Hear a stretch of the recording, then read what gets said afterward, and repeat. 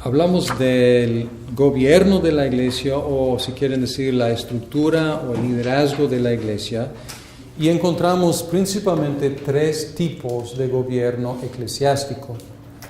Tenemos congregacional, y si podemos utilizar una comparación, una iglesia congregacional es como una democracia. Enfatiza la autonomía de cada congregación. Entonces las iglesias congregacionales suelen ser, pero no siempre son, independientes. No siempre. Hay iglesias congregacionales que son conexionales, o sea, que tienen una relación de autoridad con otras iglesias. Pero como cada congregación decide sus propios asuntos, esa conexión no puede ser muy fuerte, porque están conectadas, pero si cada congregación puede tomar sus propias decisiones según dice la mayoría de los miembros, pues las conexiones no pueden ser tan fuertes. Yo creo que muchas o quizás la mayoría de las iglesias evangélicas son autónomas, son independientes y su gobierno interno es congregacional. Pues ejemplos de iglesias congregacionales, hay una denominación o más denominaciones que se llaman congregacionales, pero son denominaciones, no son iglesias independientes, tienen un cuerpo de doctrina que confiesan, por eso tienen una conexión confesional, pero su estructura interna es ¿quién manda? ¿Quién manda? 51% de la congregación. Entonces en iglesias congregacionales, con una votación de los miembros, 51% puede hacer pues lo que quiera. Entonces ahí está la autoridad. Entonces para recibir miembros, pues voto de mayoría de la iglesia, para disciplinar, un voto para llamar a un pastor, correr un pastor, con 51%, pues ahí está la decisión de la iglesia. Entonces por eso es parecido a una democracia pura. Curiosamente, irónicamente quizás, en iglesias congregacionales, lo que suele pasar es que el pastor tiene mucha autoridad, porque es muy torpe tener que tener una reunión congregacional para consultar a la congregación. Entonces, en la práctica, pues el pastor tiene que tomar muchas decisiones independientemente. Entonces, es curioso que en iglesias congregacionales, que supuestamente la autoridad está en la congregación, en la práctica muchas veces hay un pastor que tiene mucha autoridad. Y cuando es además una iglesia independiente, es aún más peligroso que caiga en autoritarismo o la dictadura del pastor o de otra persona. Muchas veces insisto que vamos a hablar de unas híbridas de iglesias, de estas estructuras, porque hay iglesias independientes que no son congregacionales en su estructura interna, y hay iglesias congregacionales internamente que no son independientes sino parte de una denominación. Entonces realmente no son exactamente lo mismo. Pero cuando hay iglesias independientes, y hemos visto muchos ejemplos, cuando hay un problema, ahí se ve la debilidad, porque no hay a quién recurrir fuera de la iglesia, porque la iglesia es la máxima autoridad en la iglesia, entonces no hay a quién ir. Y por eso encontramos muchas veces cuando hay crisis en la iglesia, escándalo en el liderazgo, pues realmente es muy difícil tratar con esos asuntos. Pero a favor, suena negativo, pero a favor de la estructura congregacional, hay textos en la Biblia que hablan de, por ejemplo, un texto favorito de los congregacionalistas está en Mateo 18. Mateo 18, cuando Jesús está hablando del proceso de disciplina cuando tu hermano peca, y cuando dice que perdón.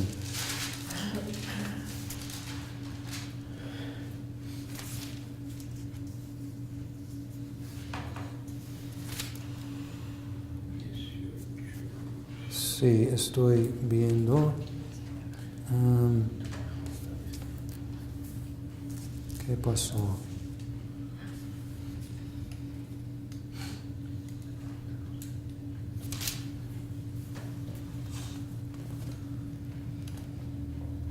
Perdón, estoy equivocado aquí. O estoy ciego.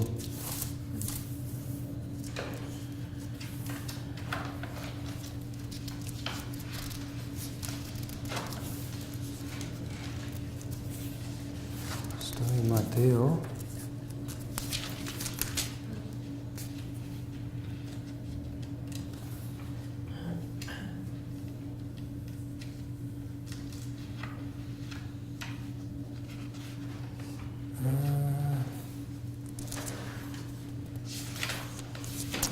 Perdón, estoy viéndolo, pero se me pasó. Bien, 18:15. Y si tu hermano peca, ve y repréndelo a solas, y si te escucha, has ganado a tu hermano. Pero si no te escucha, lleva contigo a uno o dos más, para que toda palabra sea confirmada por boca de 2 o 3 testigos. Y si rehúsa escucharlos, dilo a la iglesia. Y si también rehúsa escuchar a la iglesia, sea para ti como gentil y el recaudador de impuestos. Entonces dicen pues a 2 o 3, pero luego a la iglesia, y que la iglesia trate con el asunto. Entonces es un ejemplo de un texto que pues usan para apoyar la estructura congregacional. También tenemos un caso de disciplina en Corinto, y Pablo habla de que la mayoría impuso esa disciplina. Entonces apoya la idea de una mayoría de la iglesia actuando. El segundo tipo de estructura es presbiterianismo, y acabo de describir un poquito qué significa. Es gobierno por presbíteros o por ancianos. Y otra vez, presbiterianismo normalmente se combina con conexionalismo, es decir, que son parte de una denominación. Pero hay iglesias independientes que interiormente tienen una estructura de ancianos. Y de hecho, más y más iglesias independientes están eligiendo ancianos para su estructura interna.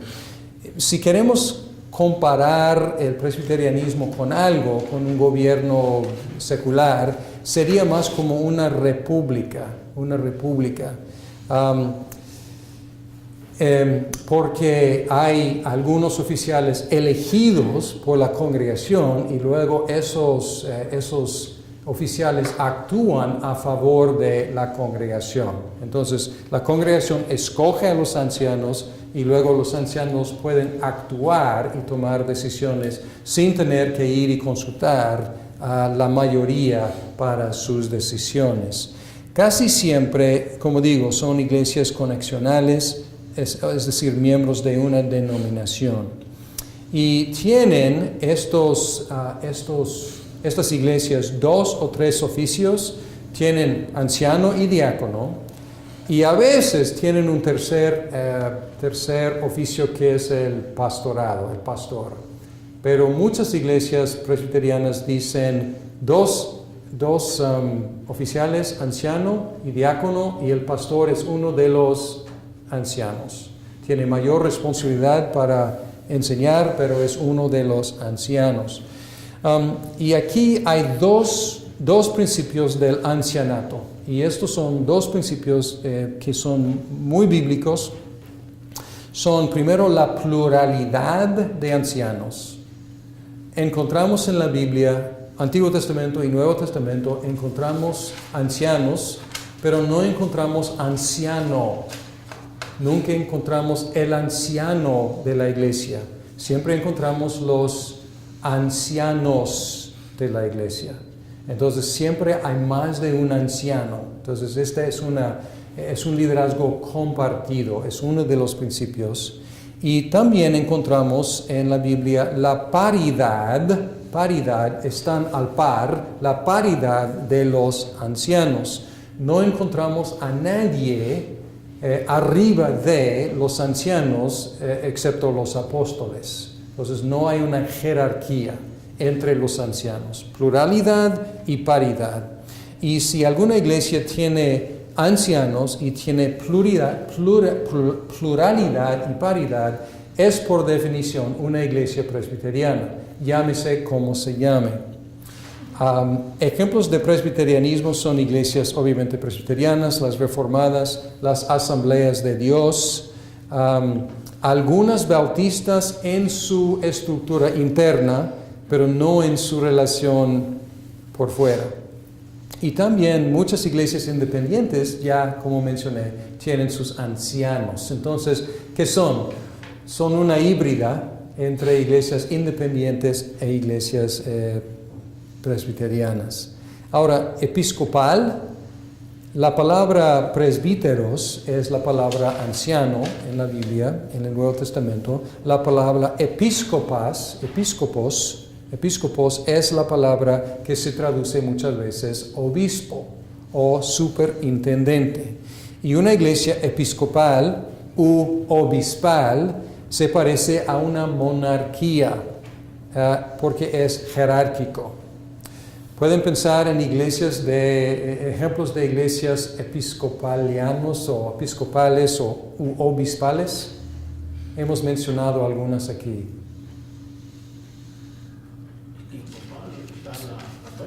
La católica, sumamente episcopal. ¿Por qué? Pues tienen un obispo, el obispo de Roma, que es el Papa, que está sobre todo, y luego tienen arzobispo, o cardenales, arzobispos, obispos, y tiene rangos y es sumamente jerárquico. Entonces también las iglesias ortodoxas, las iglesias anglicanas, hasta cierto punto, pero no tan fuerte, las iglesias metodistas.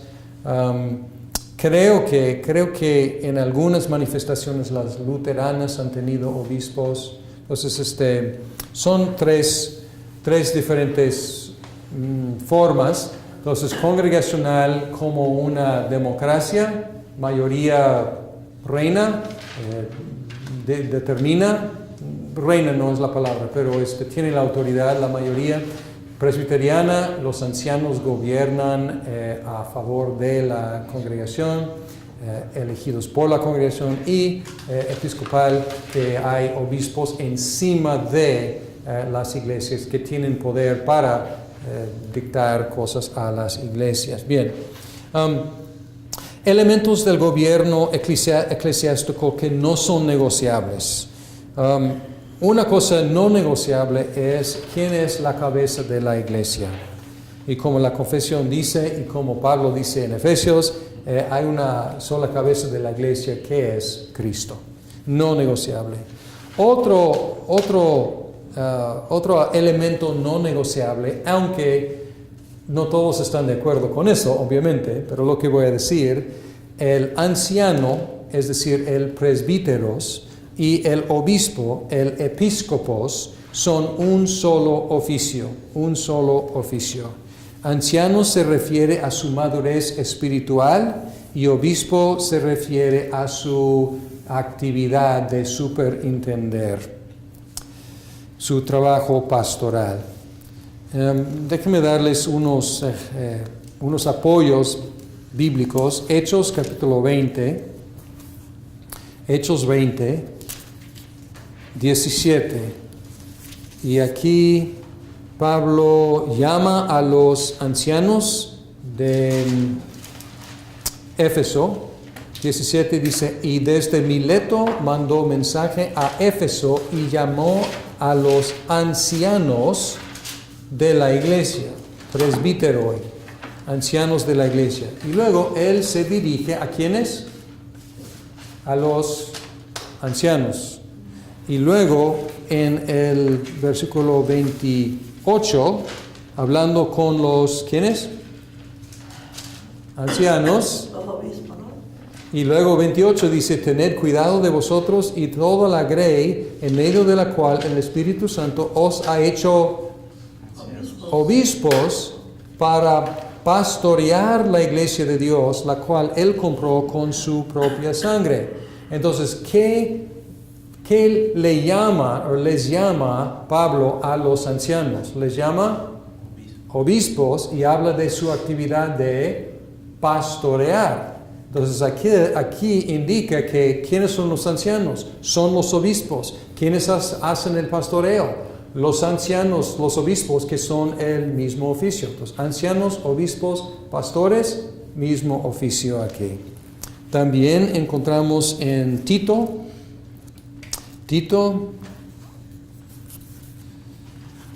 capítulo 1, versículo 5, dice, por esta causa te dejé en Creta, para que pusieras en orden lo que queda y designaras ancianos en cada ciudad como te mandé. Entonces él debe apuntar a designar ¿quiénes? Ancianos. Luego versículo 7. Dice, 6, esto es, si alguno es irreprensible, marido de una sola mujer, que tenga hijos creyentes, no acusados de disolución ni de rebeldía, porque el obispo debe ser irreprensible como administrador de Dios, etcétera, etcétera. Entonces, ¿qué hizo? De repente cambió de palabra. Entonces, está hablando de ancianos y luego dice, porque el obispo debe ser así. Entonces, usando obispo y anciano intercambiablemente. Y uno más, Primera de Pedro 5, 1 y 2. Dice, por tanto, a los ancianos entre vosotros exhorto yo, anciano como ellos, y testigo de los padecimientos de Cristo, y también participante de la gloria que ha de ser revelada, pastoread el rebaño de Dios entre vosotros, velando por él, no por obligación, sino voluntariamente, como quiere Dios, no por la avaricia del dinero, sino con sincero deseo. Entonces aquí dice que los ancianos deben hacer ¿qué? Deben pastorear. Entonces aquí encontramos equivalencia entre tres términos, anciano, obispo y pastor. Digo que esto no es negociable. Entonces hasta cierto punto tiene que haber tenemos que insistir, en ancianos. Tenemos que insistir en gobierno local de ancianos. Pero esto puede coexistir con una estructura congregacional o puede existir con una estructura presbiteriana. ¿En qué sentido? Hay más y más iglesias bautistas que están redescubriendo a los ancianos, porque no sabemos qué, y tengo amigos bautistas que ellos han investigado y no saben por qué. A través de la historia, los bautistas perdieron a sus ancianos. Antes tenían ancianos y los perdieron en el camino, y ahora están recuperándolos. Pero hay una diferencia en una iglesia presbiteriana y una iglesia congregacional con ancianos, y la diferencia es quién tiene la última palabra. Entonces, los ancianos presbiterianos pueden tomar decisiones y en la iglesia bautista o congregacional los ancianos recomiendan a los miembros de la iglesia y los miembros votan. Entonces, tenemos que insistir, si vamos a ser iglesias bíblicamente organizadas, en tener ancianos. Yo encuentro flexibilidad, o más bien no encuentro en el Nuevo Testamento suficiente información para insistir en muchos detalles en cuanto a, por ejemplo, cómo designar ancianos, porque Pablo dice a Tito designa ancianos. Entonces, esto suena como muy obispal, ¿no? Que él llegue y él designe a los ancianos. Y no encontramos en ningún lado en el Nuevo Testamento que haya una votación para elegir ancianos. Encontramos en Hechos capítulo 6 una votación para elegir a los primeros que consideramos diáconos, aunque no usa la palabra diácono, usa el verbo diaconar, servir, para describirlos. Entonces encontramos ahí que una elección de lo que estamos llamando diáconos, pero no encontramos una elección de ancianos. Tenemos aquí en Tito una designación de ancianos. Pero, ¿qué podemos concluir? Yo concluyo que no hay información suficiente para determinar exactamente los procedimientos. Entonces, ¿qué tenemos que hacer? Tenemos que, sobre la marcha, utilizando la prudencia que Dios nos ha dado, tenemos que desarrollar procedimientos para designar, elegir ancianos y para determinar cómo van a funcionar. Pero no estoy dispuesto a negociar para nada el oficio del anciano. O sea, esto no es negociable. Y tenemos apoyo histórico también. Encontramos que durante el primer siglo había dos oficios, ancianos y diáconos. Y eso empezó a cambiar en el segundo siglo. Puedo darles, no voy a leerles todas las citas históricas, pero la carta de Clemente a los Corintios es a finales del primer siglo. Habla de ancianos como miembros del episcopado. Entonces lo mismo. Ancianos, obispos, lo mismo, y dice que fueron apuntados, designados por apóstoles o por otros hombres eminentes y aprobados por toda la iglesia. Entonces hay como una combinación, fueron designados pero luego elegidos. Entonces aquí son los detalles que no tenemos en el mismo Nuevo Testamento. Entonces, él dice, y se me hace interesante la idea, pues que haya pues una designación por los apóstoles o por otros hombres eminentes como Tito, por ejemplo, y luego tiene que haber una aprobación por la iglesia, que tiene sentido, que no es una imposición sobre la iglesia, sino la misma iglesia tiene que reconocerlos. El Didaqué es un libro, posiblemente principios del segundo siglo, menciona dos oficios, obispos y diáconos. Y está hablando de dos y no tres. El pastor de Hermas, posiblemente entre 100 y 160, menciona obispos, maestros y diáconos. Menciona los ancianos de la iglesia y menciona los ancianos que presiden sobre la iglesia. Entonces les da autoridad ahí para presidir y no está distinguiendo entre obispos, maestros y ancianos, sino diferentes nombres. El uso bíblico. La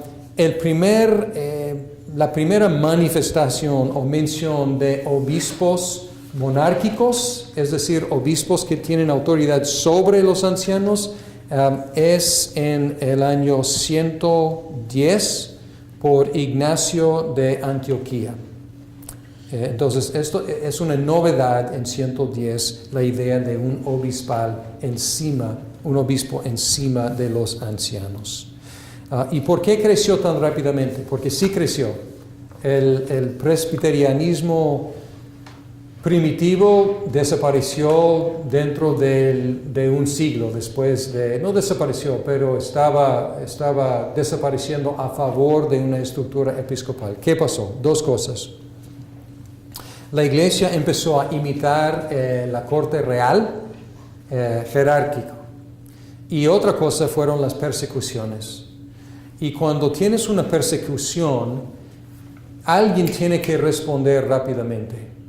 No puedes decir, nos das un momento para decidir qué vamos a hacer aquí. Vamos a tener una votación de la congregación. No hay tiempo para eso. Alguien tiene que tomar la batuta y tiene que actuar a favor de la iglesia. Y esto le dio un impulso al obispado, del crecimiento del obispo. Entonces, los obispos reinaron desde segundo siglo hasta la Reforma protestante, básicamente, cuando empezaron a recuperar la estructura bíblica que es de los ancianos. Ahora, entonces, ¿qué no es negociable? Ancianos. Ancianos no son negociables. Nadie encima de los ancianos. Pero elementos negociables. Quiero que vean Confesión de Fe 1.6. Confesión de Fe 1.6. Dice aquí: el consejo completo de Dios tocante a todas las cosas necesarias para su propia gloria y para la salvación de fe y vida del hombre está expresamente expuesto en las Escrituras, o se puede deducir de ellas por buena y necesaria consecuencia, y a esta revelación de su voluntad nada ha de añadirse, ni por nuevas revelaciones o relaciones del Espíritu, ni por las tradiciones de los hombres. Sin embargo, confesamos que la iluminación interna del Espíritu Santo es necesaria para que se entiendan de una manera salvadora las cosas reveladas en la palabra, y que hay algunas circunstancias tocantes a la adoración de Dios y al gobierno de la iglesia comunes a las acciones y sociedades humanas que deben arreglarse conforme a la luz de la naturaleza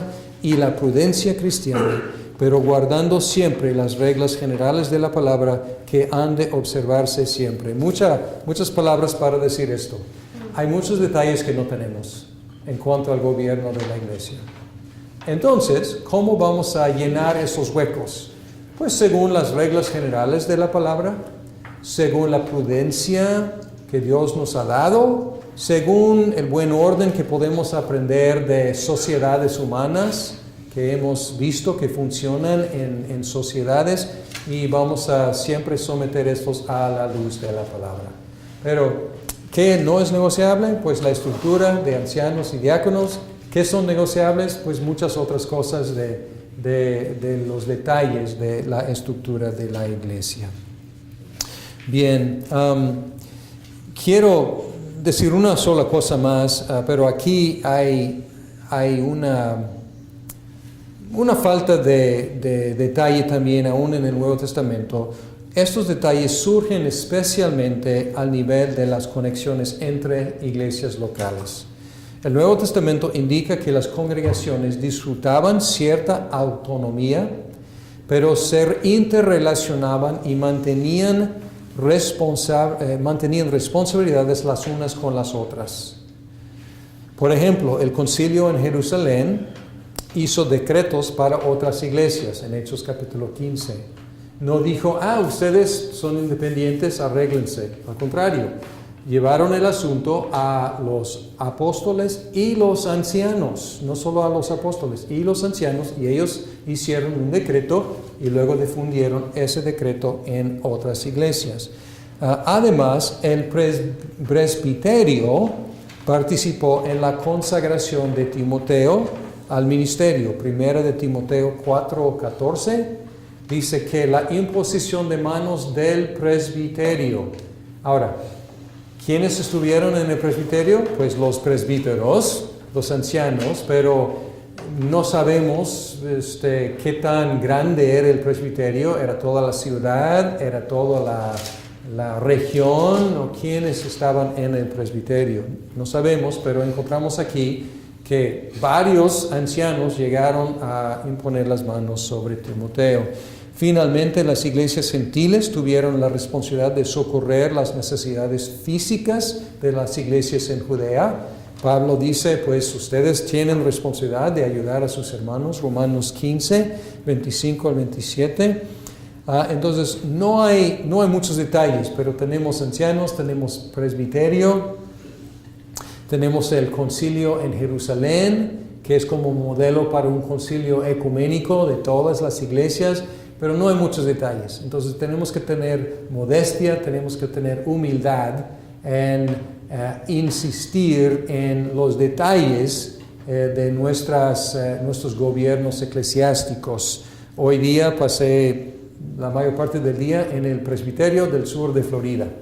Entonces, y tenemos nuestro procedimiento. Y digo que en general es bíblico lo que estamos haciendo. Estamos examinando candidatos al ministerio y cuando llegan a su momento vamos a imponer las manos sobre ellos para consagrarlos, ordenarlos para el santo ministerio. Hay procedimiento o precedencia aquí en 1 de Timoteo para eso. Pero muchas otras cosas que hacemos, realmente no hay ninguna mención de esas cosas en el Nuevo Testamento. Entonces tenemos que seguir generales reglas de la palabra y la prudencia en la administración de sociedades humanas. Bien, hasta ahí con gobierno eclesiástico. No es la cosa más interesante, pero lo que me da mucho gusto es un avivamiento del anciano. Un avivamiento, una recuperación del oficio del anciano, porque sin el anciano es difícil que una iglesia sea sana, y es difícil que una iglesia, más bien no difícil, la iglesia sin anciano no tiene una estructura bíblica, podemos decir eso.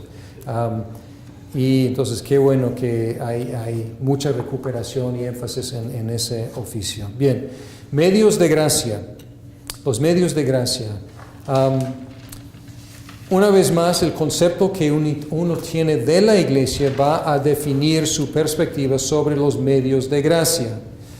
Las iglesias que tienen conceptos objetivos externos tienden a enfocarse en los sacramentos como los medios más importantes y en la iglesia como el dispensario de gracia.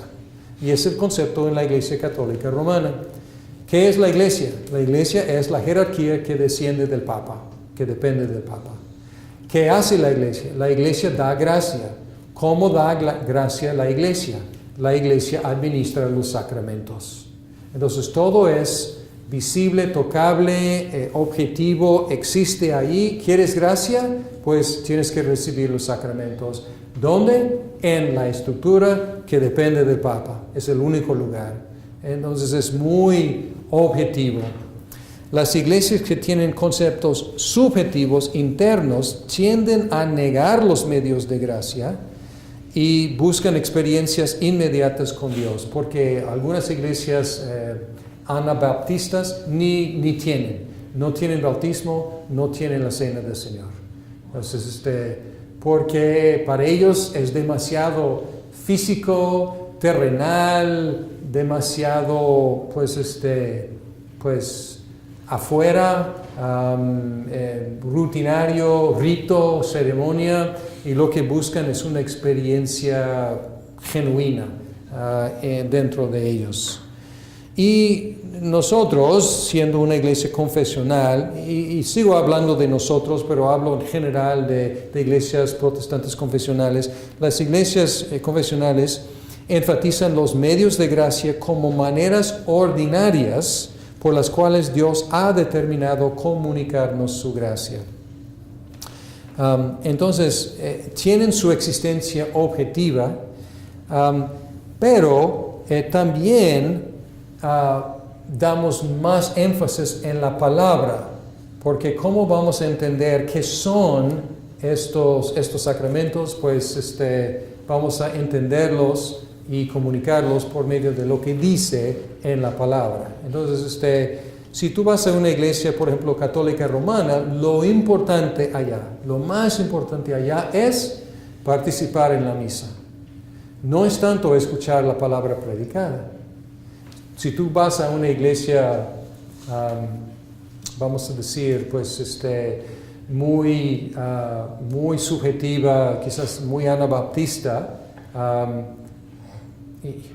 y otra vez, estoy usando categorías grandes porque hay muchas excepciones, pero no vas a encontrar los sacramentos, nada objetivo, vas a estar experimentando algo.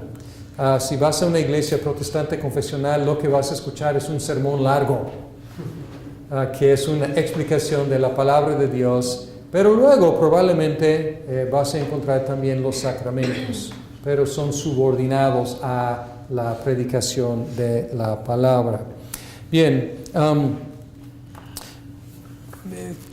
Catecismo Menor 88 tiene una definición aquí.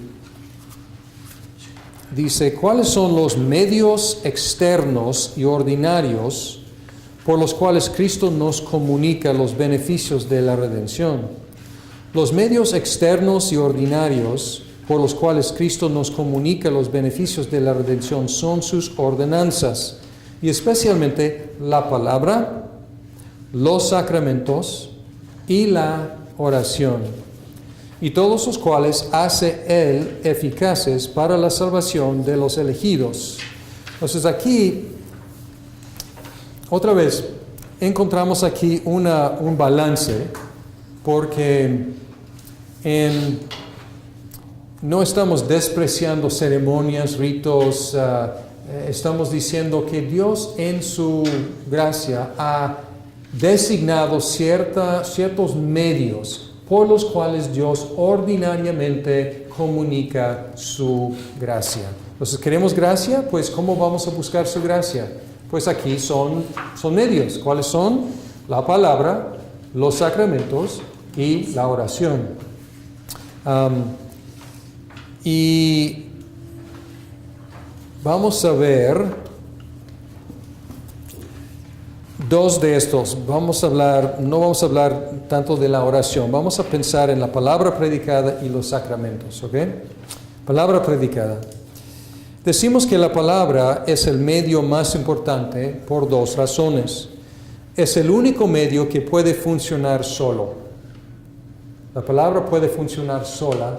Los sacramentos dependen de la palabra. También es el único medio que es el instrumento tanto de conversión como de la santificación, mientras que los sacramentos son instrumentos de la santificación, no de la conversión. Entonces, por eso damos prioridad a la palabra, porque la palabra puede existir sin los sacramentos, puede funcionar, pero los sacramentos no pueden funcionar sin la palabra. Y históricamente cuando los sacramentos se desconectan de la palabra, muchos errores han entrado en cuanto a qué son los sacramentos. Entonces, cuando se desconectan, los errores entran. En la prolegómena estudiamos la naturaleza de la Biblia, la escritura, su origen, el proceso de escrituración, haciendo la pregunta, ¿qué es la Biblia? Pero cuando es considerada de nuevo bajo eclesiología, el enfoque está en la palabra predicada. En otras palabras, la Biblia comunicada es el medio de gracia. Y suena algo muy simple, pero es muy importante. La Biblia no es un libro mágico. La Biblia no nos comunica gracia por estar sentada sobre la mesa central de nuestra sala. No comunica gracia estando en el estante. Es la palabra predicada que comunica gracia. O ya tenemos la ventaja de que también leerla, que era pues inconcebible a través de mucha de la historia de la iglesia, tener tu propia Biblia para leerla. Por eso el énfasis está en la palabra predicada. Pero leída, predicada, escuchada es el medio de la gracia. Pero la Biblia es el medio de gracia cuando es predicada, leída, escuchada, pero es en manos del Espíritu Santo. En manos del Espíritu Santo. Pregunta 89. La pregunta es: ¿cómo viene la palabra a ser eficaz para la salvación? Y la respuesta es: el Espíritu Santo de Dios hace que la lectura y aún más, especialmente la predicación de la palabra, sean medios eficaces de convencer y de convertir a los pecadores y de edificarles en santidad y consuelo por la fe hasta la salvación. Entonces, ¿cómo llega a ser eficaz la predicación de la palabra? El Espíritu Santo. Y luego, de nuestra parte, ¿qué la hace eficaz? La fe. Y además, la naturaleza de la Biblia requiere diligencia en nuestra recepción de ella. Y esta pregunta 90 es muy buen consejo, muy práctico para todo cristiano.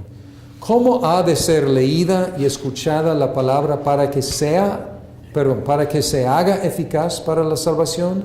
A fin de que la palabra se haga eficaz para nuestra salvación, hemos de prestarle atención con diligencia, preparación de espíritu y oración. Hemos de recibirla con fe y amor, atesorarla en el corazón y practicarla en la vida. Muy práctico consejo para todo cristiano en cuanto a cómo prepararnos y recibir y practicar para que sea eficaz en nuestras vidas. Entonces, ese primer medio de gracia, que es la palabra predicada, es decir, la palabra comunicada.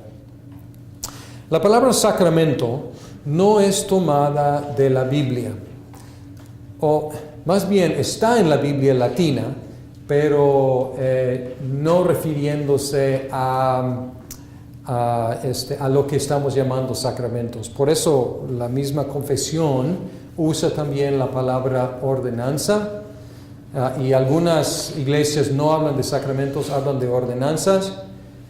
Ninguna palabra es muy adecuada porque ordenanzas hay muchas, ordenanzas de Dios. Entonces es un poco vaga la palabra ordenanza. Sacramento no es una palabra que nos ayuda mucho. Aparece la palabra en latín sacramentum cuando Pablo dice que el matrimonio es un gran misterio, pero luego dice, pero hablo de Cristo y la iglesia. Entonces se refiere a matrimonio como sacramentum. Y en la historia de la iglesia, pues en la iglesia católica romana, ellos vieron eso y pues el matrimonio es uno de los sacramentos, ellos tienen 7. Entonces ahí tomaron esa palabra que quiere decir misterio. Pero, ¿de qué estamos hablando? Pues estamos hablando de ciertos actos sagrados que son medios de gracia. Y nosotros tenemos que reconocer, de hecho, un paréntesis, cuando entramos en una discusión, siempre es bueno definir los términos, porque a veces debatimos innecesariamente, porque se debate entre diferentes comunidades cuántos sacramentos hay. Y los católicos romanos dicen que hay 7 sacramentos, y hay algunas iglesias que dicen hay 3 sacramentos: bautismo, cena del Señor y el lavamiento de los pies. Y la mayoría de las iglesias dicen que hay 2 sacramentos, el bautismo y la cena del Señor. Podríamos ayudarnos mucho en hacer una pregunta de definición primero y decir, ¿qué quieres decir con la palabra sacramento? Y luego hay hay gente que está hablando de sacramentos y están extendiendo a muchas experiencias. Entonces, no solo 7, pero muchas cosas. O sea, ese viaje fue sacramental para mí, o están usando la palabra en una forma muy extendida. Entonces, primero debemos hacer la pregunta, ¿qué quieres decir? Porque ya que sepamos qué quiere decir alguien con la palabra sacramento, podemos ver cuántos hay, cuántos quepan o cuántos estén en esa categoría. ¿Me explico? Entonces, para no debatir innecesariamente, debemos decir, pues, ¿qué quieres decir con eso? Si la definimos más ampliamente, muy ampliamente, como cualquier cosa que Dios utiliza para santificarnos, todo lo que pasa en nuestras vidas podría ser un sacramento. Si la definimos estrictamente, vamos a tener menos sacramentos. Y la pregunta es esta. Si existe en la Biblia una categoría de actos sagrados que son sui generis, es decir, una categoría aparte. Hay algo que brinca de la Biblia, de actos instituidos por Dios, que son de una categoría aparte. Y luego, si esta es la pregunta, la tarea es identificar lo que los hace distintos de cualquier otra ordenanza. Y lo que encontramos, tanto en el Antiguo Testamento como en el Nuevo Testamento, que hay 2 actos instituidos por Dios que brincan, que se ponen en una categoría aparte, sobresalen como distintos de otras ordenanzas. ¿Y cuáles son? En el Antiguo Testamento encontramos la circuncisión, que brinca de las páginas de una especial importancia. Había muchas otras ordenanzas, ¿no? Había muchos ritos de limpieza, de derramar sobre el pueblo agua, sangre, etc. Muchos otros ritos. Pero la circuncisión está en una categoría aparte, porque la circuncisión es la indicación de quién está en el pacto y quién no está en el pacto. Entonces brinca como algo diferente. Y además hay una cena que también de varias fiestas que tienen en el Antiguo Testamento, pero que brinca de las páginas como de suma importancia. Y la participación en esa cena es de suma importancia para la vida de un judío. Entonces, la definición de quién es un judío, sobre todo un varón, es la circuncisión, y la cena de más importancia para fomentar y animar la identidad del pueblo de Dios como salvado de Egipto es la Pascua. Sí, la Pascua. Entonces, podemos decir que estos actos a través de todo el Antiguo Testamento brincan de las páginas como de suma importancia. Y cuando buscamos en el Nuevo Testamento a ver si hay actos que funcionan de esa misma forma y en los cuales los cristianos todos podemos participar, encontramos otra vez 2.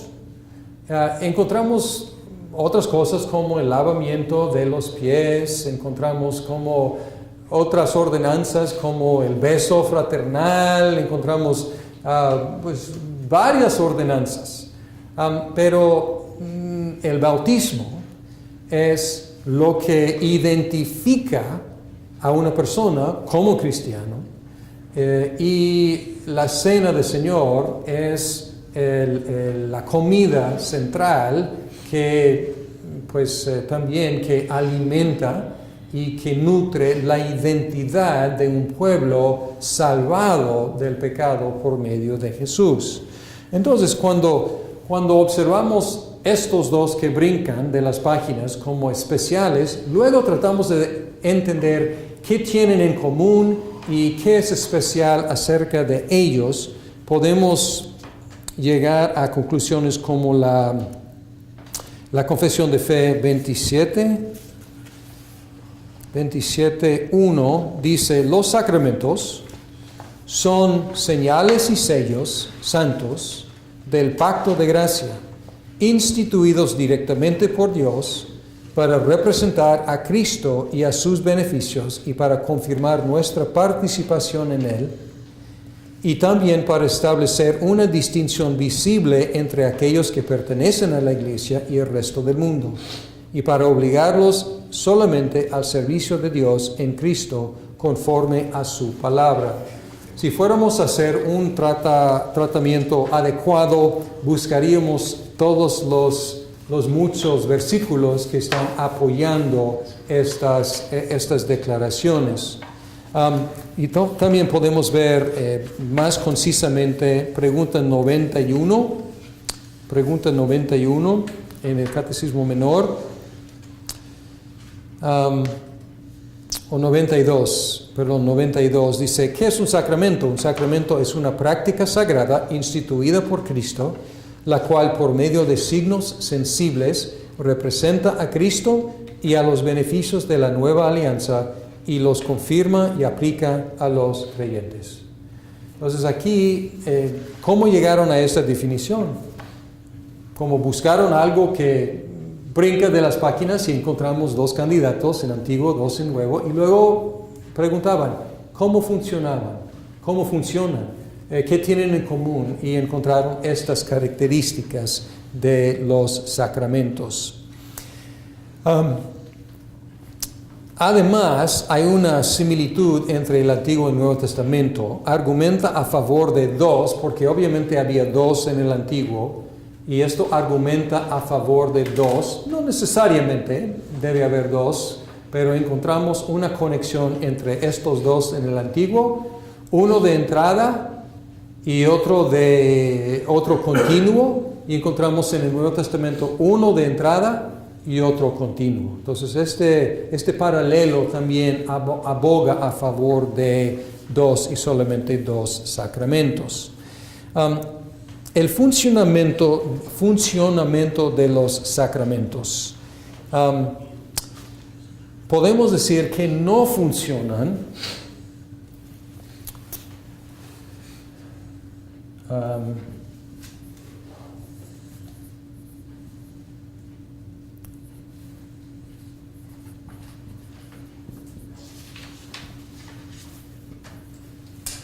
es una expresión que quizás van a encontrar en la literatura, pero este es el concepto católico romano, y va de acuerdo con toda el concepto que tienen de la Iglesia como el dispensario de los medios de gracia, que son los sacramentos. Esto es esta expresión ex opere operato, de la obra obrada. Podríamos traducir automáticamente. Obrando, obran. Y ustedes pueden apreciar históricamente qué pasó en sus países de origen o países de origen de sus antepasados.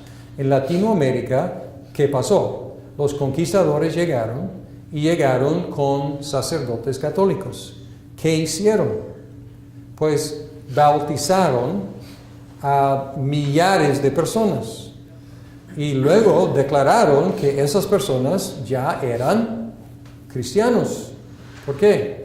Porque fueron bautizados. Y el bautismo operando, o sea, aplicando el bautismo, hace su obra automáticamente, sin duda.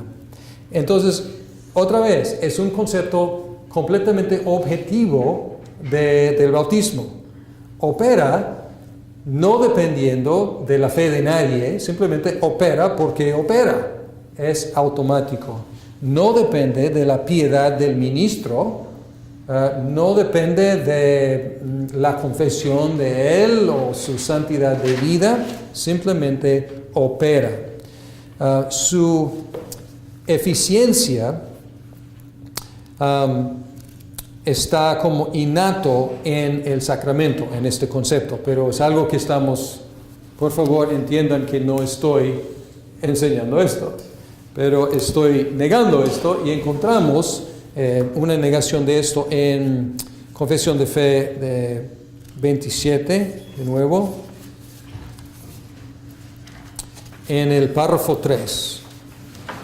Dice aquí, la gracia que se manifiesta en los sacramentos o por ellos, mediante su uso correcto, no se confiere por algún poder que hay en ellos. Es una negación de ex opere operato. Ni depende de la eficacia de un sacramento de la piedad o intención del que lo administra. Hubo un grupo en el tercer siglo, los donatistas, o cuarto siglo, los donatistas, que estaban negando el bautismo de algunos porque el que administró el sacramento no era digno. Entonces el donatismo dice que depende de la integridad de lo que administra. Pero luego dice no, sino de la obra del Espíritu y de la palabra de la institución, la cual contiene junto con un precepto que autoriza el uso del sacramento, una promesa de bendición para los que reciben dignamente. Entonces, ¿cómo opera un sacramento? Opera por medio de, ¿cuál es su poder? Pues su poder es la palabra y el Espíritu Santo. Y de la parte de la persona, pues hay requisito en cuanto a cómo se debe recibir.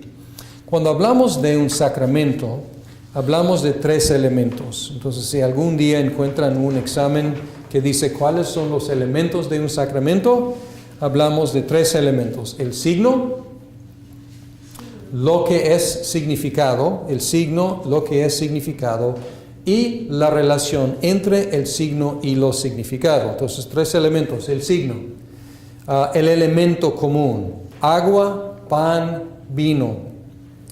Los significados son Cristo y los beneficios de su obra. Por ejemplo, ¿qué significa el pan de la Cena del Señor? El cuerpo roto de Cristo. ¿Qué significa vino? La sangre derramada de Cristo. ¿Qué significa el agua del bautismo?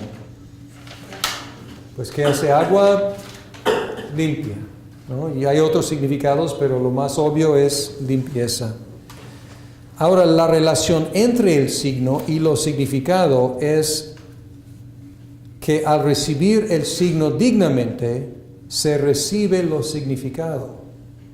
Entonces, esta es la eficacia del sacramento. Y esto es lo que los hace tan importantes. Que no solamente significan, sino también comunican gracia a la persona que recibe dignamente el sacramento. Por eso podemos decir que son medios de gracia. Y vamos a hablar de los 2 sacramentos para tratar de distinguir o decir cómo funciona esto. Y les di una hoja que es un resumen de bautismo 4 creencias y la Cena del Señor 4 creencias. Si tienen una ya, ¿no? Dejé una copia.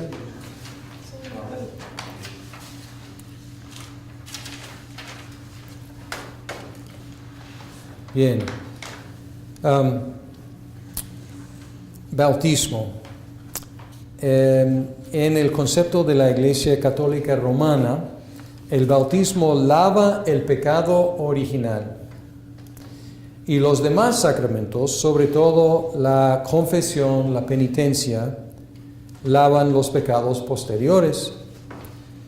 Entonces el bautismo funciona automáticamente. Aquí está ex opere operato. ¿Qué hace el bautismo? Quita el pecado original. Entonces ya no culpable de la culpa de Adán. Pero el problema es que tengo mis propios. Ya no soy culpable de su pecado, pero tengo mis propios pecados. ¿Qué hago? Pues lo bueno en su sistema es que hay manera de tener mis pecados perdonados continuamente. Voy, confieso y luego hago penitencia y participo en la misa. Entonces puedo tener así mis pecados perdonados. La iglesia luterana. Esto cae a veces como sorpresa para la gente, pero en la iglesia luterana, por medio del bautismo, Dios da el regalo de fe a la persona bautizada, ya sea infante o adulto, porque ellos bautizan a los menores también, a los bebés. Pero conciben de que en el momento de ser bautizado, Dios da el regalo de la fe. Entonces, desde este momento, la persona, la edad que sea, es creyente, tiene fe en Jesucristo. Las iglesias reformadas, incluyendo la presbiteriana, el bautismo es un símbolo, un sello y una señal del pacto de gracia que Dios ha hecho con su pueblo, tanto con los creyentes como con sus hijos. Entonces, vamos a hablar más de estas posturas, pero simplemente resumir. Entonces, ¿qué es el bautismo? Símbolo, sello y signo del pacto de gracia. Y las iglesias bautistas y muchas que no se llaman bautistas, pero comparten esta creencia, y yo creo que la mayoría de los evangélicos probablemente caben en esta categoría. El bautismo es una señal de que una persona ha creído en Jesucristo y así ha sido lavada de sus pecados. Bien, pues vamos a hablar de estas posturas.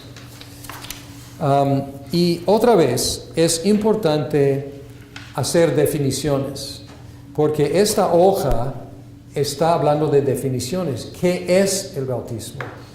Porque a veces hay debates y conversaciones infructíferas entre, vamos a decir, bautistas y presbiterianos, porque empiezan hablando de quiénes deben ser bautizados. Y hay dos diferentes respuestas. Los bautistas dicen, solamente los que tienen fe y que pueden expresar su fe. Y los presbiterianos dicen, los que confiesan su fe en Cristo, tienen una confesión creíble en Cristo, y sus hijos. Y luego empiezan la conversación. Pero primero sería mejor hacer la pregunta, ¿qué es el bautismo? ¿Qué es el bautismo? No hacer la pregunta, ¿quiénes deben ser bautizados? Porque dependiendo de cómo contestamos la pregunta, ¿qué es el bautismo?, esto nos va a dar la respuesta a la pregunta, ¿quiénes deben ser bautizados? Bien, y a veces es un shock, una gran sorpresa para cristianos encontrar que otras iglesias tienen otra práctica del bautismo, porque a veces hay gente que ha llegado a nuestra iglesia, amigos evangélicos de tradición bautista, y encuentran que bautizamos a los bebés, los hijos de los creyentes, y están atónitos. Ellos dicen que yo pensaba que solamente los católicos romanos hacían eso.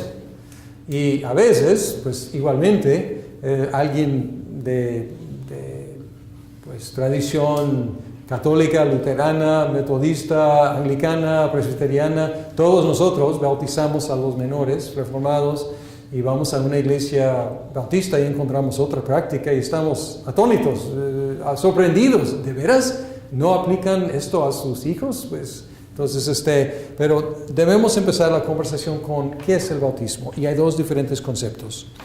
La postura bautista. La postura bautista, y de hecho, de las cuatro posturas que mencioné, la católica romana, la iglesia luterana, las iglesias reformadas y las iglesias bautistas, de estas cuatro posturas, las que encuentro defensibles bíblicamente son de las iglesias reformadas y las iglesias bautistas. Entonces, es una cosa que pienso con frecuencia y encuentro argumentos muy fuertes a favor de estas dos posturas. Por eso estamos divididos. Si no hubiera argumentos sólidos de los dos lados, pues no habría ningún problema. Pero yo encuentro argumentos bastante sólidos y es a veces difícil decidir. Colosenses 2, 11 y 12.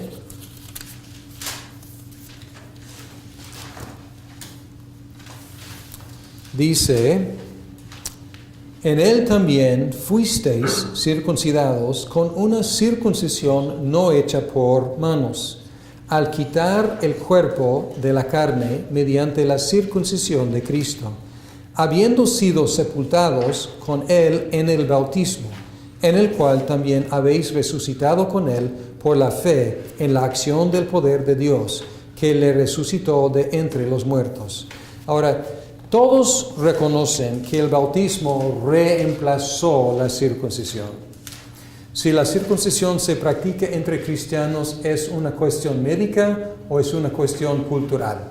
Ya no es un requisito, ya no es algo que consideramos una ordenanza para cristianos. Y encontramos aquí que hay un cierto tipo de reemplazo.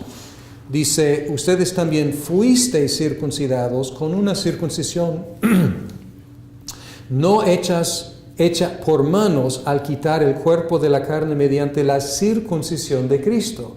Entonces dice que ustedes, no físicamente, pero espiritualmente, fueron circuncidados al quitar el cuerpo de la carne, la naturaleza pecaminosa, mediante la circuncisión de Cristo. Y está usando esto como una imagen, que Cristo fue cortado en su carne. Y parece que está hablando de la muerte de Cristo. Fue cortado, no solo en una pequeña cirugía, sino en su cuerpo, siendo crucificado. Y luego dice: habiendo sido nosotros sepultados con él en el bautismo. En el bautismo. Entonces aquí vemos un reemplazo. Cuando fuimos circuncidados espiritualmente, dice que en nuestro bautismo, en el cual también habéis resucitado con él por la fe en la acción del poder de Dios. Entonces todos reconocemos, bautismo reemplazó la circuncisión. Los bautistas insisten en que la circuncisión siguió una línea física, mientras que el bautismo es espiritual y no tiene nada que ver con la familia biológica. Y ustedes van a encontrar en Grudem, como es bautista, van a encontrar este argumento. Y lo bueno es que ustedes tienen tanto Westminster, que es de la postura reformada presbiteriana, y tienen Grudem. Y ustedes entonces tienen en sus manos argumentos a favor de los dos y tienen los textos bíblicos para apoyar a los dos. Pero Grudem dice que en el Antiguo Testamento era físico, descendientes de una sola nación y una familia de Abraham, pero en el Nuevo Testamento ya no. Ya es algo espiritual, y estas conexiones familiares ya no entran en la ecuación. Y la postura bautista también se basa en la ausencia de un mandato positivo y en la supuesta disyunción entre el pacto con Abraham y el nuevo pacto. Entonces hacen más separación entre Antiguo y Nuevo Testamento. Diferentes pactos y pues diferente énfasis físico, espiritual. Además dicen, ¿dónde? Y echan en la cara nuestra, dicen, ¿dónde encuentran en el Nuevo Testamento un mandato de bautizar a los bebés, a los niños? Entonces es básicamente el argumento.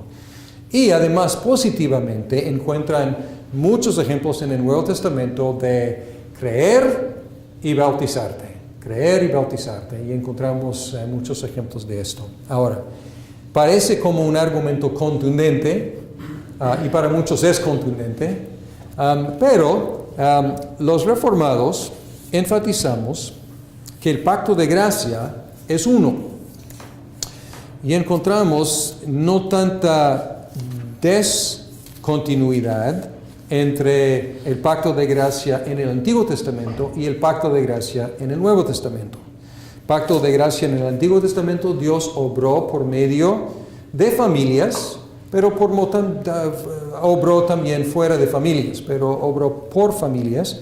Y encontramos, por ejemplo, en Gálatas 3, 7 al 9, por consiguiente, sabed que los que son de fe, estos son hijos de Abraham, y la Escritura, previendo que Dios justificaría a los gentiles, por fe anunció de antemano las buenas nuevas a Abraham, diciendo, en ti serán benditas todas las naciones. Así que los que son de fe son bendecidos con Abraham el creyente. No está hablando del bautismo, pero ¿qué está hablando? Está hablando del pacto. Y está diciendo, este pacto, pues de Abraham, pues el mismo pacto. Estamos en este mismo pacto de gracia. Y así que somos descendientes de él, es decir, tenemos fe. Entonces, como digo, no menciona el bautismo, pero esto está enfatizando la unidad del pacto de gracia. Además, rechazamos la oposición tan tajante entre físico y espiritual, porque los dos aspectos eran presentes en el pacto de Abraham. Decir que el Antiguo Testamento era meramente físico es exagerar. Romanos 9, 6 a 9 dice, pero no es que la palabra de Dios haya fallado, porque no todos los descendientes de Israel son Israel, ni son todos hijos por ser descendientes de Abraham, sino que por Isaac será llamada tu descendencia. Esto es, no son los hijos de la carne los que son hijos de Dios, sino que los hijos de la promesa son considerados como descendientes, porque esta es una palabra de promesa, por este tiempo volveré y Sara tendrá un hijo. ¿Cuál es el punto? Otra vez, no está hablando de bautismo, pero está hablando de que no es tan fácil decir, no, pues Antiguo Testamento, físico, familia. No, pues además en el Antiguo Testamento sí funcionaba la familia, pero también funcionaba la fe y la promesa. Entonces, no es esta disyunción entre antiguo y nuevo, encontramos que es para nosotros exagerado. Además, positivamente, la fórmula familiar del pacto se repitió en la predicación del Evangelio. Hechos capítulo 2, Pedro está predicando. ¿A quiénes está predicando en Pentecostés? Son judíos de muchas partes y están ahí reunidos y han reunido para la fiesta de Pentecostés. Y él predica su sermón tan impactante y luego concluye en capítulo 2, 38, 37. Y al oír esto, compungidos de corazón, dijeron a Pedro y a los demás apóstoles, hermanos, ¿qué haremos? Y Pedro les dijo, arrepentíos y sed bautizados, cada uno de vosotros, en el nombre de Jesucristo, para perdón de vuestros pecados, y recibiréis el don del Espíritu Santo. Y los bautistas dicen, ¿ya ves? Pues Pedro dijo, arrepentíos y bautícense o sed bautizados. Ahí está. Hay que arrepentirte y bautizarte. Pero luego agrega algo interesante, porque dice, porque la promesa es para vosotros y para vuestros hijos, y para todos los que están lejos, para tantos como el Señor nuestro Dios llame. Y si vamos al Antiguo Testamento y encontramos con quienes hizo Dios su pacto con Adán y sus descendientes. Hizo su pacto con Noé y con sus descendientes. Hizo su pacto con Abraham y sus descendientes. Hizo su pacto con David y con sus descendientes. Y ya llegamos a esta predicación en Pentecostés. ¿Y qué dice Pedro? Dice, esta promesa es para vosotros y para vuestros hijos. Entonces, aquí encontramos que no hay esta disyunción tan fuerte, al contrario, hay esta continuación de la idea del pacto que incluye a los hijos. Es para vosotros y para vuestros hijos. Lo nuevo de esta fórmula está en la tercera parte, dice para vosotros y para vuestros hijos. Esto es lo que hemos visto a través de todo el Antiguo Testamento. El pacto incluye la familia. Pero luego agrega, y para todos los que están lejos. ¿Quiénes son los que están o estaban lejos? Los gentiles, nosotros. Entonces, lejos de restringir el enfoque, al contrario, aquí en la predicación del Evangelio, en Pentecostés, Pedro abre no solo a los judíos y sus hijos, lo normal, lo esperado, sino también a los gentiles que Dios puede llamar.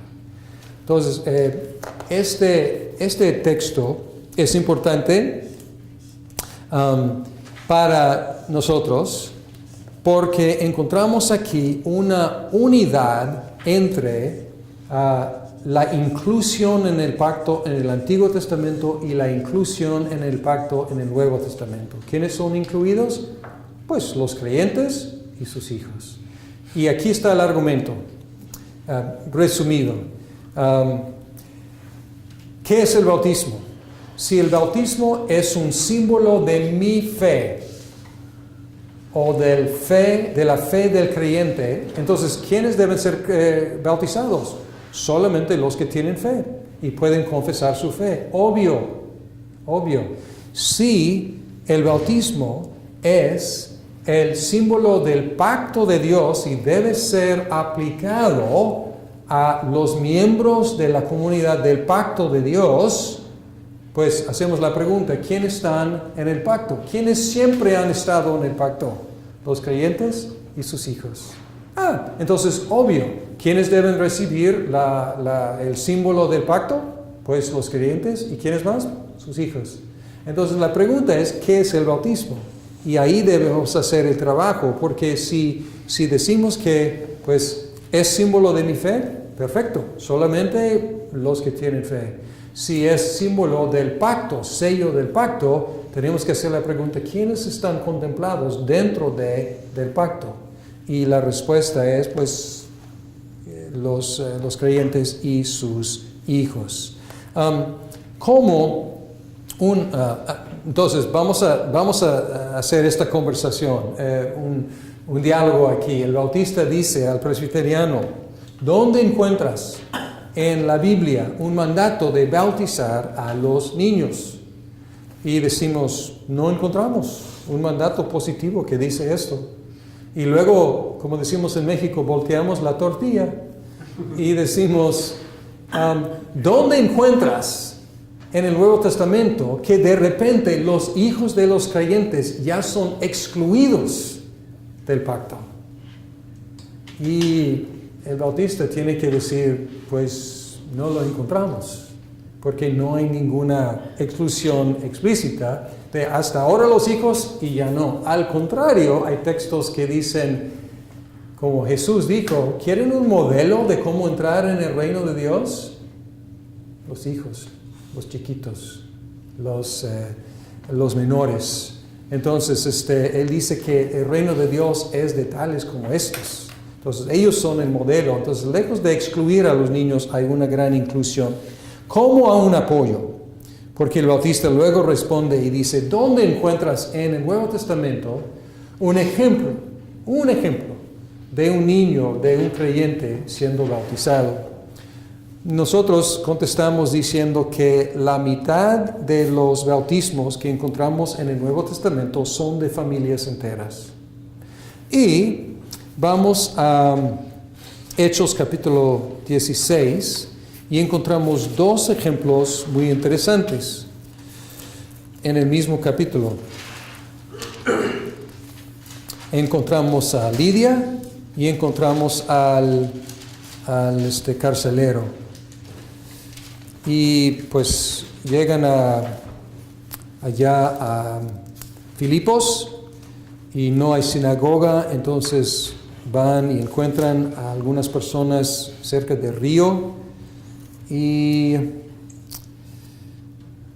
dice en el 12, ahí a Filipos, que es una ciudad principal, y luego 13, en el día de reposo salimos fuera de la puerta a la orilla de un río donde pensábamos que habría un lugar de oración.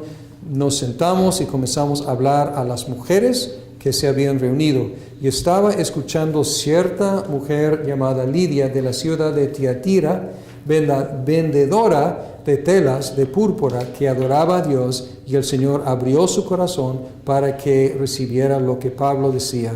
Cuando ella y su familia se bautizaron, nos rogó diciendo, si jugáis que soy fiel al Señor, venid a mi casa y quedaos en ella. Entonces, si leemos así tal cual, ¿quién creyó? Lidia. ¿Quiénes fueron bautizados? Ella y sus hijos, su familia. Ahora, ¿creyeron sus hijos? No sabemos. Pues los bautistas dicen, no, pues obvio que también creyeron. Pues puede ser obvio para ellos, pero el texto no dice nada acerca de su creer. Dice que ella creyó y toda la familia fue bautizada. Luego llegamos al carcelero y llegamos a la gran pregunta en el versículo 30. Y después de sacarlos dijo, señores, ¿qué debo hacer para ser salvo? Ellos respondieron, cree en el Señor Jesús y serás salvo, tú y toda tu casa. Y le hablaron la palabra del Señor a él y a todos los que estaban en su casa. Y él los tomó en aquella misma hora de la noche y les lavó las heridas. Enseguida fue bautizado. Y a él y todos los suyos, llevándolos a su hogar, les dio de comer y se regocijó grandemente por haber creído en Dios con todos los suyos. Ahora, dice aquí que predicó al carcelero y a todos los suyos. Todos escucharon, entonces estamos de acuerdo. Luego dice que bautizó a todos. Pero luego el 34 dice que y se regocijó grandemente. Y aquí esta traducción no es muy exacta porque dice, se regocijó grandemente por haber creído en Dios con todos los suyos. Pero lo que dice en el griego es claro, esto haber creído es singular,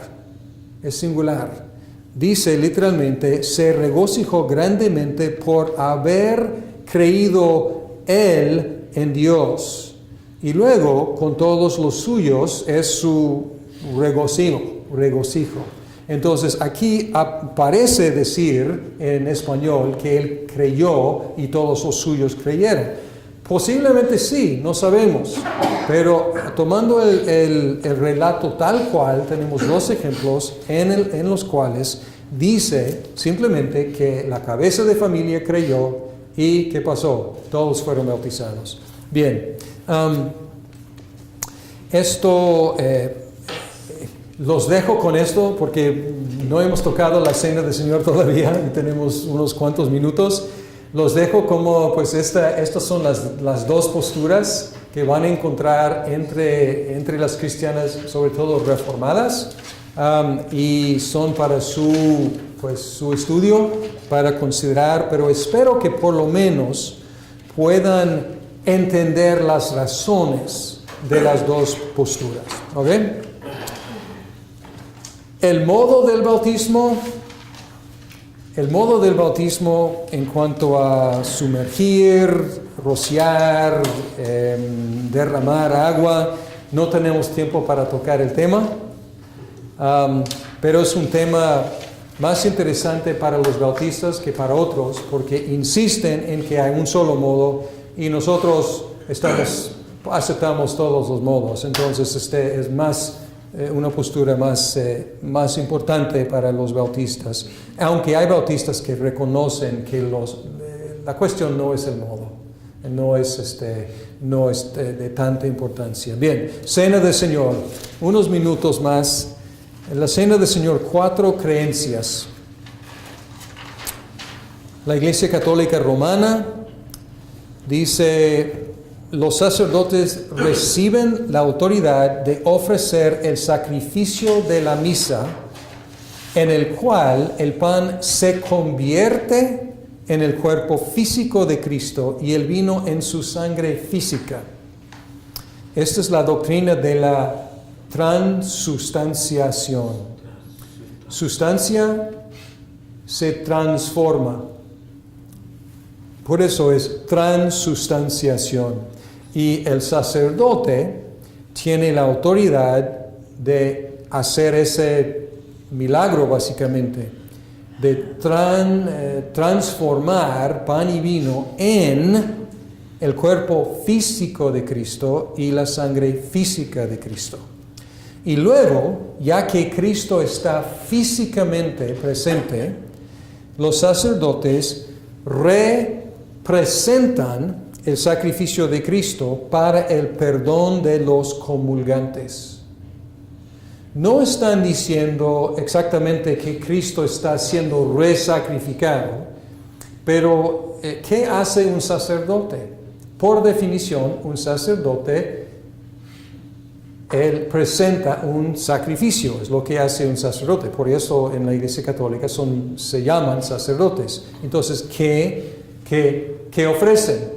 Ofrecen el sacrificio del cuerpo físico de Cristo y la sangre física de Cristo para el perdón de los que están ahí comulgando.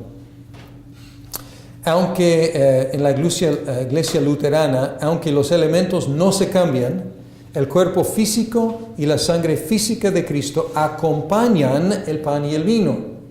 Es curioso, a veces esto se llama consustanciación, porque la sustancia del cuerpo y la sangre de Cristo están con el pan y el vino. Al comer el pan y beber el vino, el comunicante come el cuerpo y la sangre de Cristo con la boca. Y pongo aquí, es otro tema, pero esta es la aplicación más importante de la doctrina del communicatio idiomatum, es decir, la comunicación de los atributos. Es algo que no tocamos, pero la idea, tanto para los católicos romanos como para los luteranos, es que la omnipresencia de Dios se comunica al cuerpo físico de Cristo. Porque de otra forma, ¿cómo puede estar en la Ciudad de México y en Santiago y en Nueva York y en Los Ángeles al mismo tiempo? Entonces es una idea de que la omnipresencia de Dios se comunica al cuerpo físico de Cristo. Es muy problemático este concepto, muy problemático, porque vimos en la cuestión de las naturalezas de Cristo y la persona de Cristo que las naturalezas no se confunden, no se mezclan. Y aquí es de alguna forma, es una mezcla de la naturaleza divina con la naturaleza humana. Pero hasta ahí no tenemos tiempo para entrar ahí más a fondo. Las dos posturas que probablemente van a encontrar más comúnmente entre protestantes y evangélicos: las iglesias reformadas, incluyendo la presbiteriana, al comer el pan y beber el vino con fe, el comunicante disfruta una comunión con Cristo, cuyo cuerpo y sangre están a la diestra del Padre. Físicamente, ¿dónde está el cuerpo de Cristo? A la diestra del Padre. A recibir los símbolos con fe, los comunicantes reciben los beneficios de la realidad simbolizada. Los elementos representan el cuerpo y la sangre de Cristo y comunican los beneficios de su muerte a los comunicantes, quienes los reciben por fe. Y en muchas iglesias evangélicas, la postura es que la Cena del Señor es nada más que una conmemoración del sacrificio de Cristo que estimula la fe del participante por medio de la contemplación de la muerte de Cristo. Los elementos simbolizan el cuerpo y la sangre de Cristo. Entonces, 4 posturas: católica, romana, el cuerpo y la sangre de Cristo, o más bien el pan y el vino, se convierten en el cuerpo físico y la sangre física. En el luteranismo, el cuerpo físico y la sangre acompañan. En las iglesias reformadas, los elementos representan y comunican los beneficios, y en muchas iglesias evangélicas solamente simbolizan.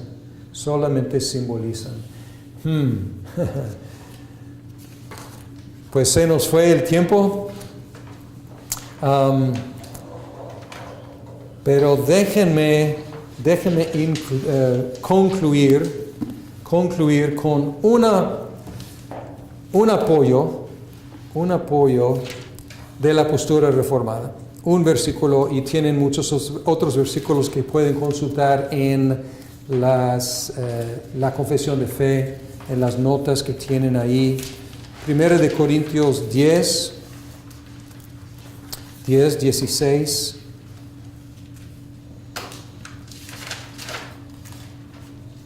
Dice aquí: la copa de bendición que bendecimos no es la participación en la sangre de Cristo. El pan que partimos no es la participación en el cuerpo de Cristo. Y la palabra aquí es koinonia, es comunión. Por eso enfatizamos que es una conmemoración, pero es más que una conmemoración, no es una mera conmemoración. Cristo está presente no físicamente, sino por medio de su Espíritu, y estamos disfrutando koinonia, estamos disfrutando comunión con Cristo por medio de participar dignamente con fe en este sacramento. Y termino con una anécdota de mi hija, que me dio una clase cuando ella tenía, no me acuerdo, como 8 años, algo así.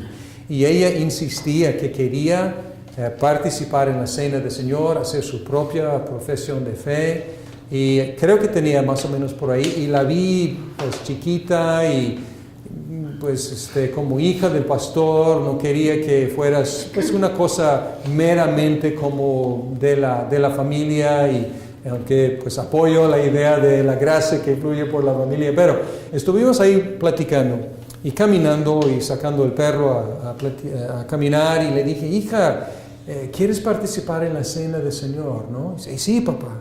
Y yo dije: pues porque pues, siendo miembro en plena comunión de la iglesia es uno de los beneficios, además de responsabilidad. Sí, papá. Y le pregunté: ¿por qué? ¿Por qué quieres participar en la Cena del Señor? Y su respuesta nunca voy a olvidar, porque fue una clase para mí. Ella dijo: papá, es el clímax del servicio de adoración. Es cuando tenemos comunión tanto con Cristo como con su pueblo. Y dije, nunca le había dicho eso, o sea, tal cual. Pero después de ver tantas veces y escuchar la explicación, ella me dio el mejor resumen que he escuchado de cualquier parte. Y por eso siempre comparto su explicación. Es más que una simple conmemoración. Es tener comunión con el Cristo resucitado y los unos con los otros. Y con eso concluimos, y si Dios permite seguimos en 8 días con neumatología.